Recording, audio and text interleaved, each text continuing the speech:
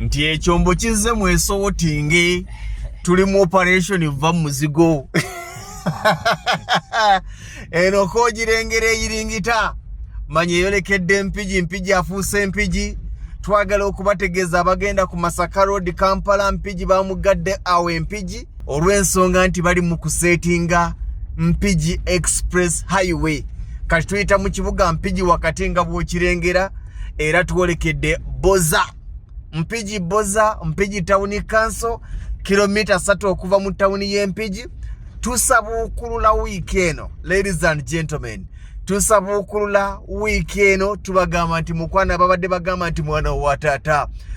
taata kakyakaliwo kakyakatambula njagala okugamba nti TUSABUUKULULA 5 kwa 5 ku bukadde 6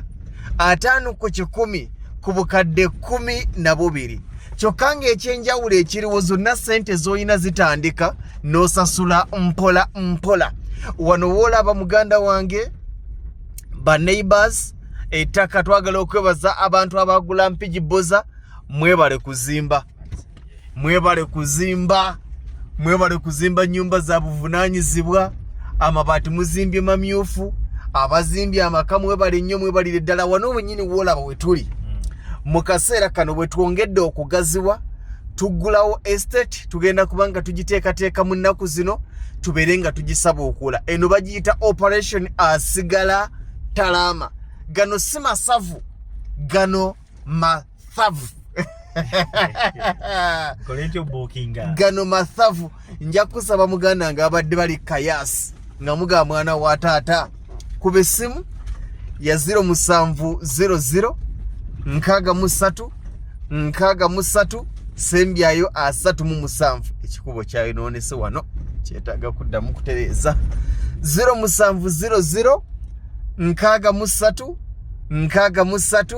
37 mulongo wabiri yagikwata muga nti mwana wa taata ngambye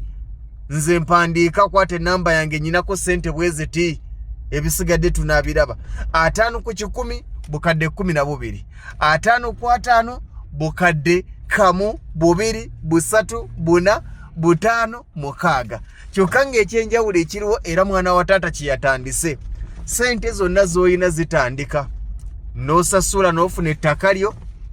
n'osasula mpola okusinziira ku busobozi bwo yogera ne mulongo babiri omubuulire sente z'olinawo z'oyagala okutandika nazo akuseeko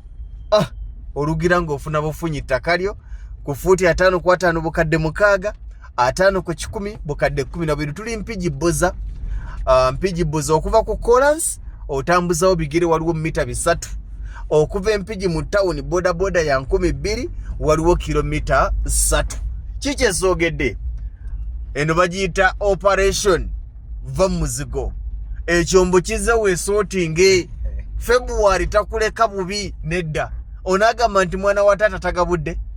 oyinza okukuluba noga nti mwana wa taata tulyaza amanyiza nedda kasita ogirengera ng'ewuluguma n'eriyasi ng'ekkirira ng'omanya ate bancamudde abawano bazimbye era tusaba betuddamu okuguza naawe olugira ng'oyiwawo ekizimbe nga banne bwe bakoze abasitudde nga bw'olengera abayiye matiriyo ezikyali ku holoplate ziri ku holoplate bateekateeka ozimaliriza kyekitundu ekikula n'olwekyo abandyagadde okwegatta ku ttiimu eno tubagamba nti muganda wange 5 ku 5 bukadde 6 5 ku 10 bukadde 12 sente zonna z'olina zitandika tandika ne z'olina kasita zibanga tezikuswaza oyinza oga nti nze nyinako obukadde bwange 3 nyinako obukadde bwange 4 nyinako obukadde bwange 5 nyinako obukadde bwange 6 nyinako 8 njagala 5 ku 10 yogera ku simu eya 0700 63 37 mbalindiridde mu kibuga BBOZA Mpigi Kampala Mpigi Express abayitawo ennaku zino musobola okutujulira speed kwe bamukolera musobola okubanga nammwe kenyini mukolaki mugiraba kitegeeza nti oba oliawo emisinde kwe tukulira najyo miyitirivu ebitagambika mbagaliza buwanguzi mbagaliza birungi byerere mwana wa taata abantu soko balaga ekitundu abo tusibula ono yazimbye emizigo ono eyagadde zino rentals 2 yazimbye single room self contained 2 kati eyo gyolengera wansi eno double room ye self contained naye ennyumba zino zonna zolaba wano zitudde ku 5 ababadde beebuuza nti 5 nsobola kukolerako ki 5 nsobola okussaako ennyumba za double room 3 oba osobola okussaako amakaago ga bisenge 2 n'amadiira 2 n'ebinaabiro 2 n'osigazawo n'olujja w'opaakinga emmotokayo n'osiba n'ekikomera awo wetuli kanjibalambuze soko gibalamuze nze mbasiibudde essimu kuba kati 0700 63 obuukinge tugende okuggulawo ng'ate